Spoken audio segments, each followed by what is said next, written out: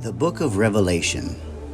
It contains symbols and key events of the last days, revealing to us the mysteries of the end of the age and the return of Christ. The teachers of this book have heavily debated it for many centuries due to its symbolic and vivid picture-type language. We will take a fresh look at this apocalyptic writing using some important details that you may have overlooked.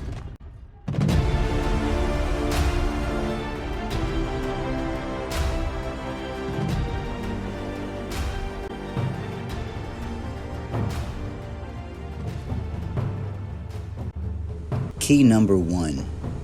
Make the whole book about who it says the revelation is about, the revelation of Jesus Christ.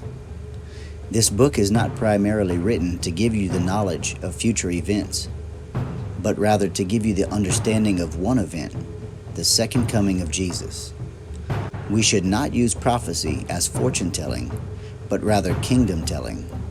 This is how John the Baptist and Jesus both began their ministries, by proclaiming that the kingdom is at hand. The revelation is not written to scare you, it's to prepare you, just as the parables that Jesus spoke in the Gospels.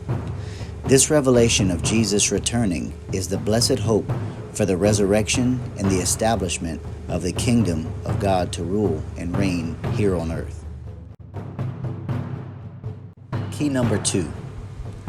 As intriguing as it may seem, don't bog yourself down with trying to figure out the fine details of each judgment before you get a firm understanding of the return of Christ. You don't need more than a surface-level knowledge of the judgments to understand this book when you first begin your study of the end times. The specific details of what exactly is contained in each judgment can lead people down rabbit trails and can take away valuable time from understanding the end of this book, particularly the marriage supper of the Lamb, the return of Christ, and living in the kingdom age in the new heaven and earth. It is always better to learn the overarching theme of the book before diving into what seems like an endless list of possibilities of what the judgments could entail. It's tempting to speculate about specific details of each judgment, but at the end of the day, it is all meaningless if we don't make this book about the King of Kings. Once you have a proper understanding of what the whole book is about, then you can circle back to get a deeper understanding of the judgments. Key number 3. Use the whole Bible to fill in the details that the book of Revelation leaves out. Although there are many details we can find out about Revelation in the New Testament, the book of Revelation's foundation is built upon the Old Testament.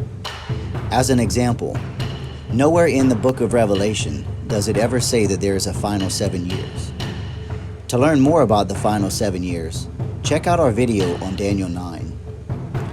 The book of Daniel is where you will also find out about many other end-time prophecies, including the first description of the beast in Revelation 13, along with important details about the identity of the Antichrist.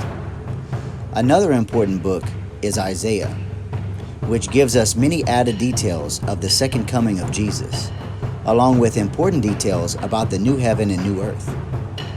The most detailed account of the end-time events in the Gospel is the Olivet Discourse, which is Jesus basically summarizing the book of Revelation, and it's found in Matthew 24, Luke 21, and Mark 13. Key number 4. The book of Revelation is not meant to be read as one chronological story, but rather was intended to be read with a single theme in mind.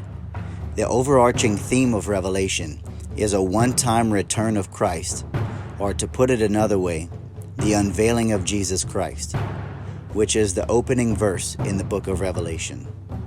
Although the order of judgments in the seals, trumpets, and vials are in chronological order within their own account, they start from different points in time, but all coincide with the single return of Christ. You could compare this to watching an action movie, where the grand finale is a big explosion that is shown multiple times. Although the explosion is seen more than once, It is only one explosion that is captured using different camera angles and various frame rates. That is similar to how the book of Revelation is written, with one second coming of Jesus.